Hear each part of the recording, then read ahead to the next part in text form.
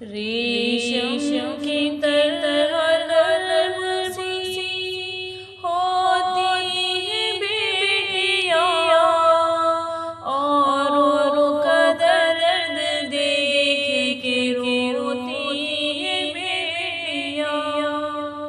रेशम की तरह नरम सी होती है बेटियाँ, औरों का दर्द देख के रोती है बेटियाँ। बेटा तो एक घर कोई रोशन करे, मगर दोनों घरों पे नूर लौटाती है बेटियाँ। दुनिया तो इनको बोझ समझती रही, मगर सबके गमों का बोझ उठाती है बेटियाँ। बेटे के पास रह के भी गाफिल रही, मगर रह के भी दूर आँख भिगोती है बेटियाँ।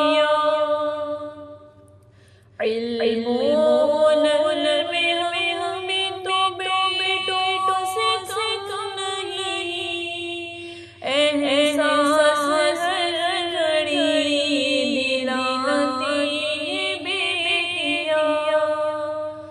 इल्म में हमें तो बेटों से कम नहीं, एहसास हर घड़ी दिलाती है बेटियाँ। गहराई के प्यार की नापेगा क्या कोई, कोसे में जैसे दरिया समोती है बेटियाँ। जो मर्द जुल्म करते हैं वो ये भी जान ले, उनके जन्म का बोझ भी सहती है बेटियाँ। जो मर्द जुल्म करते हैं वो ये भी जान ले, उनके जन्म का बोझ भी सहती है बेटियाँ।